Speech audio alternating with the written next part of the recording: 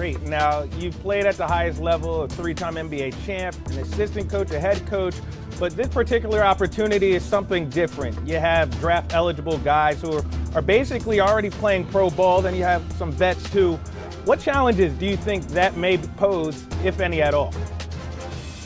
You know, I don't think it'll really pose any challenges. The group that we have, the group of guys we have, they're great guys. They're very coachable.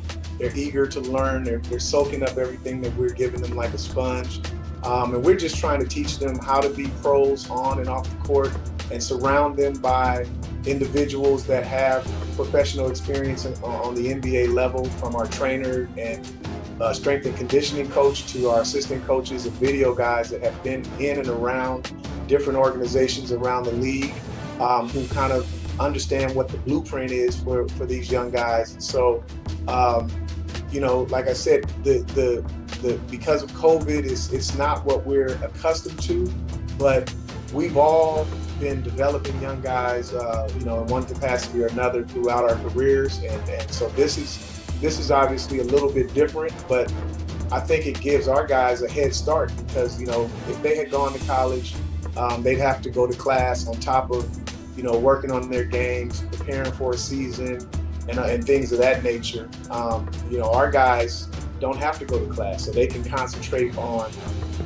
bettering themselves and getting ready, getting in shape, learning the NBA terminology, and getting ready for the 2021 draft. So you see a lot of European players or international players that go to academies all year round, basically from when they're 14 or 15 years old, start playing professionally. And so this is kind of, similar to that in terms of their focus being on preparing and getting ready for the draft. Now, let's talk about one guy who's getting ready for the draft, Jalen Green. He seems to be the headliner. What have you seen from him in the young portion of the season? It would be really hard for me to believe that there are, three or four guys out there in this class that will be coming up next year that are better than him. I mean, he has all the tools, the bounce, the explosiveness, the willpower, and the work ethic that it takes on top of the talent. And I can't even imagine myself at his age, at 18 years old, trying to next year, by the time he turns 19, trying to enter the NBA and play against grown men. But I've been around a lot of great players when they were his age. Kobe Bryant, Paul George, big man, and Andrew Bynum when I was with the Lakers. A lot of young guys. Obviously, my last 3 years with the Lakers, Lonzo Ball, Brandon Ingram, Kyle Kuzma, guys like that. And he has the same it factor that a lot of those guys have.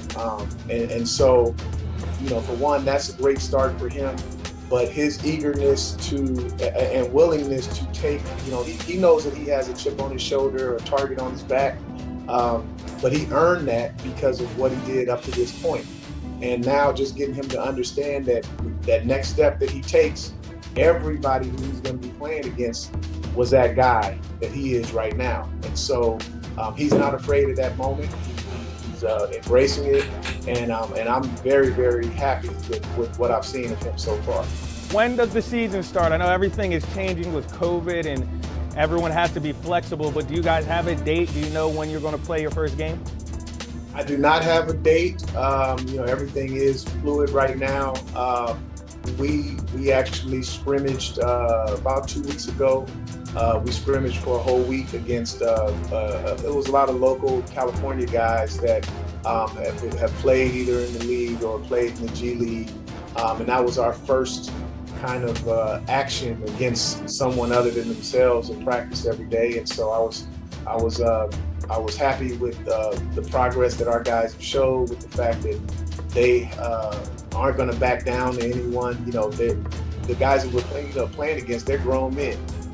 Physically more mature, body-wise than our guys, and they understand that. They understand that these guys are going to be hungry. Some of them are going to be jealous because they don't have all the fanfare that our young guys have. But they've welcomed that and stepped up to the challenge, and so we're just waiting to we're just getting ready and preparing ourselves, as we say, and as familiar with Oakland. We stay ready so we don't have to get ready. And that's what we're doing right now. So whenever they say, hey, they said your first game is going to be the day after tomorrow, we'll be ready for that.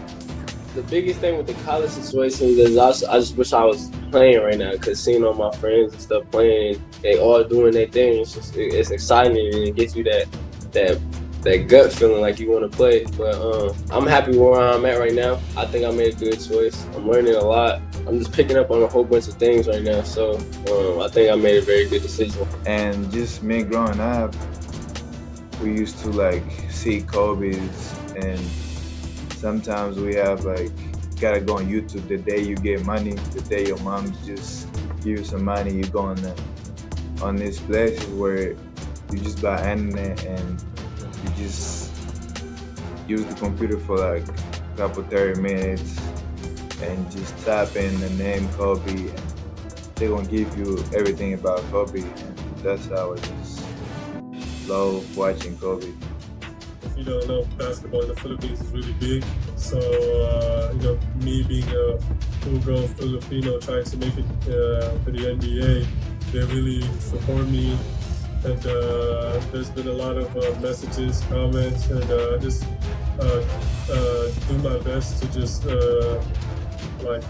my feet on the ground and just keep working. Because at the end of the day, when I reach my dreams, it's all for them. It's just not Kai's dream. It's like a million people.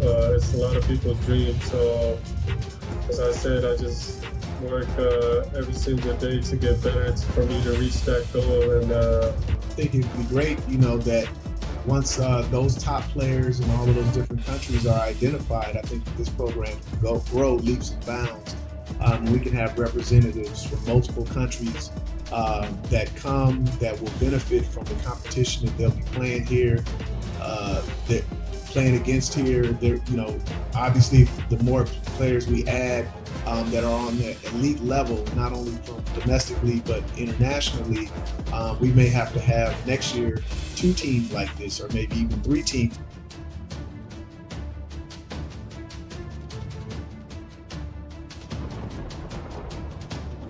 So yan muna sa ngayon mga bro, at muli maraming salamat sa inyong lahat. Mabuhay and God bless.